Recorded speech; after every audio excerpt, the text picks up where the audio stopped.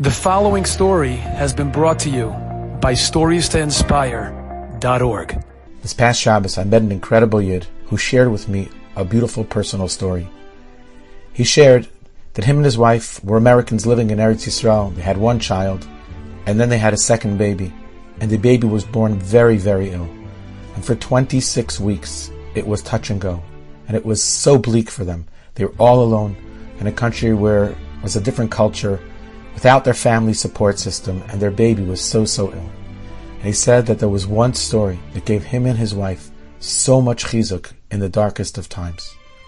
He said he had heard that there was a Rabbi, a teacher in Gerech Cheder in Yerushalayim, and one day in the middle of class, the Rabbi leaves the classroom and he goes into the Rebbe's room to make a phone call. Happens to be that while he's in the Rebbe's room, the principal, the manal, is there and he hears the phone call. The fellow says to his wife, "You know that old reckle, that old jacket that I had? Do you throw it out?" "Yeah," his wife says on the other end. "Is it in the garbage can?" "No," his wife says, "I already took it out to the garbage bin." "Do you think you could go down to the garbage bin and see if you can take it out?" "I'm sorry, the garbage collectors already took it." "Okay, no worries." And he goes back into class. Later that day, the principal stops him and says to him, "Listen, I don't pry, but that was really strange. In the middle of class, you stopped class to go ask your wife about that old jacket that you had, that old record that you had. Like, what was happening?" And Muhammad blushed a little bit. He says, "You really want to know? I'll tell you." He says, "When I got married, I knew one day I would have to make chasnas for my children. So every day, I put a few shekels into the pocket of this old jacket that I have in my closet. It's been a bunch of years, and I've accumulated 40,000 shekel. This morning, in passing, my wife mentioned to me that she planned on cleaning out my closet. I said, okay. All of a sudden, for some reason during class, it hit me. If she cleans out my closet, she's going to throw out my old jacket, and she doesn't know that there's money in there. So I ran out and I called her. And she had unfortunately thrown it out."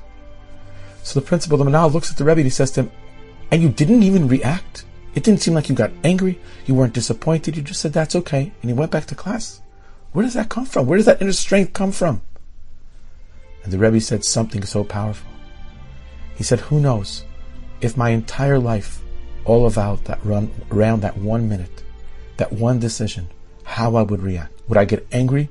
Would I lose myself? Would I be bekas? Would I say something sharp to my wife? Or would I somehow win it? Would I somehow be victorious and come out of that nisayon, that challenge, calm, complacent, and believing in Hashem?" That's the dialogue that you heard. And then how the principal was blown away by this fellow. This young father with a very sick child in the hospital said that so many times he told his wife and his wife told him, "Hashem gave us an incredible life until this point. We went to yeshivas, we have great families, we're able to sit and learn, we have parnasa, we have a beautiful child at home, everything is perfect. Now is the moment where Kadosh Baruch Hu could be, is saying, okay, let's see what you're made of. Let's see what you can do with this Messiah. Are we going to lose it? Are we going to get depressed? Are we going to fall apart? Are we going to say, Rabbeinu Shalom, we got it. We have it. We're going to come out of this stronger than ever before." And he said this story gave him chizuk through these terribly difficult half a year to a year. And Baruch Hashem, today, his child is doing so much better. When I heard this, it gave me personally chizuk. Find those moments in our life where things are really challenging. We have to tell ourselves, it's possible that our entire lives were just for these moments. And then, Be'ezer Hashem, we can embrace them, and we can grow from them. And in Mitzvah Hashem, we could be matzliach. You've just enjoyed this story? Come again. Bring a friend. StoriesToInspire.org